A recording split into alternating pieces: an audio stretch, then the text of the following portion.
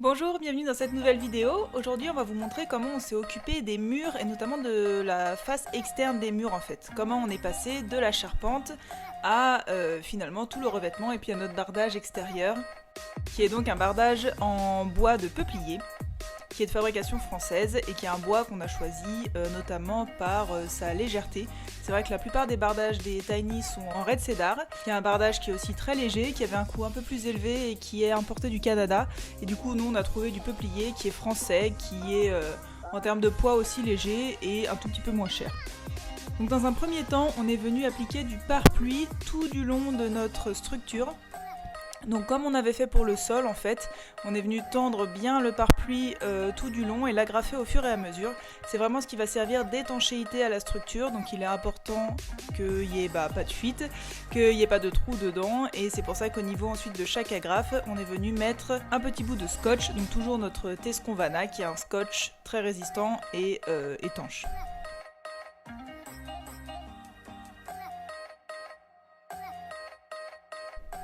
Quand toute notre structure ensuite était bien étanche, on est ensuite venu ajouter des lithos qui vont servir donc de support à notre bardage. Donc vous voyez sur la vidéo qu'on cloue les lithos, c'est pas spécialement un choix stratégique, c'est parce qu'on avait des pointes à terminer et après coup en termes de solidité on s'est dit que ce serait peut-être quand même un petit peu mieux de rajouter des vis. Donc on vous conseille de visser de toute façon. Donc nous on les a posés un jour de grand vent, ce qui fait qu'on était un petit peu pressés, mais sachant que votre bardage sera ensuite posé dessus, il faut essayer de s'assurer que les lithos soient le plus droit possible, surtout qu'ils soient tous à la même taille. Nous on s'est rendu compte après coup qu'il y a certains lithos qui étaient un petit peu maigres entre guillemets et d'autres un peu plus dodus, et donc on a dû un peu rectifier ça après coup. Et donc ensuite on est venu installer nos lattes de bardage. Donc nous on avait des lattes de tailles diverses et variées. Et on avait un peu la stratégie de où les mettre les unes à la suite des autres et voir comment on tombait, ou de réfléchir en avance par rapport aux tailles qu'on avait, de comment les agencer pour avoir des finitions le plus nettes possible. Donc nous on a plutôt préféré cette option là, mais c'est très personnel et c'est pas du tout obligatoire à mon avis. Et donc on est venu dans un premier temps fixer tout en bas de la maison un tour complet de bardage pour être sûr de partir sur une base à peu près droite et pas se retrouver avec un décalage d'une demi-lame ou d'une lame entière à la fin du montage de tout notre bardage. Donc pour faire un tracé droit, on a encore une fois utilisé le Cordex qu'on avait aussi utilisé dans notre vidéo sur le sol pour tracer un premier repère qui soit le plus droit possible.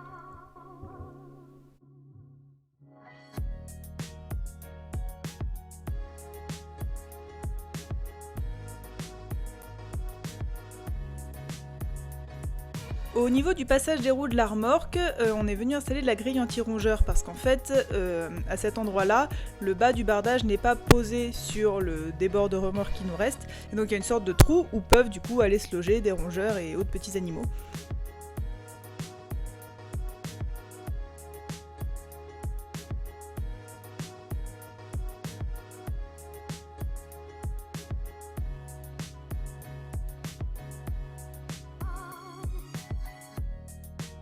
Et on en a également fixé au niveau de l'avant de la remorque. En fait, c'est important d'en mettre à chaque fois que le bardage ne tombe pas sur la remorque et que donc il y a un espace disponible en bas du bardage. On est ensuite venu installer notre première lame de bardage.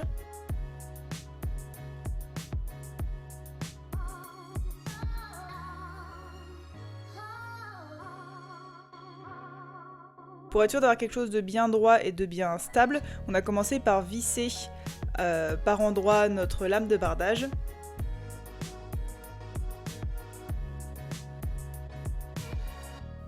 Et on est ensuite venu ajouter du coup nos pointes annelées en regard des lithos. C'est ces pointes en fait qui vont nous servir de finition, donc au moment de les mettre, c'est important de réfléchir aussi à l'espacement, à l'ajustement pour avoir la finition la plus nette possible en fonction de ce que vous souhaitez. Vous voyez dans cette vidéo que le toit est déjà posé, que les fenêtres sont déjà posées aussi. Ça fera l'objet des vidéos suivantes.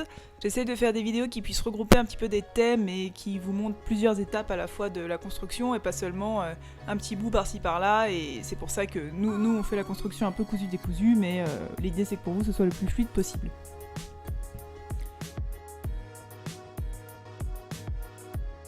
Au niveau des angles de la maison, on a choisi de faire une finition avec des coupes à 45 degrés.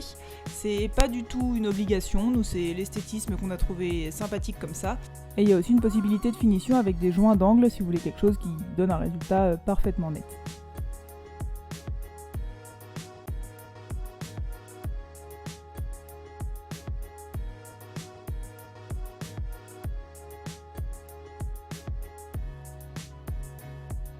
Au niveau des fenêtres, on a fait la même chose, on a prévu des coupes à 45 degrés.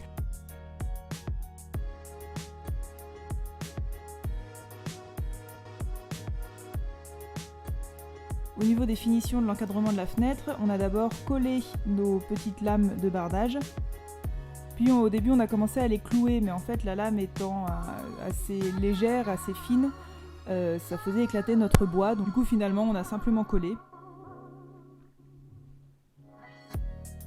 Étant donné que c'est vraiment de la finition et que le clou est surtout là pour l'esthétisme, c'était pas un gros problème.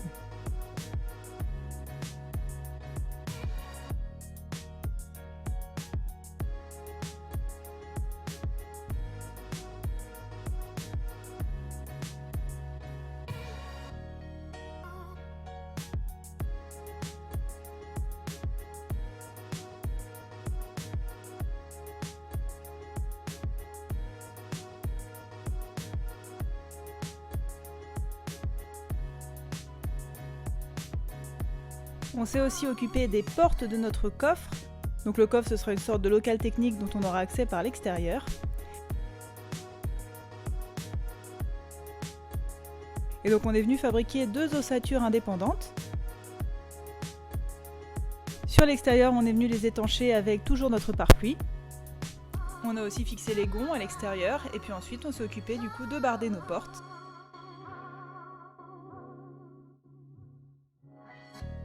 À l'intérieur, on est venu installer notre isolant qui est donc du Biofib Trio, puis une plaque d'OSB qui sera en fait du coup le revêtement intérieur de notre coffre. Mais avant ça, on est venu installer du coup nos pentures ainsi que la serrure.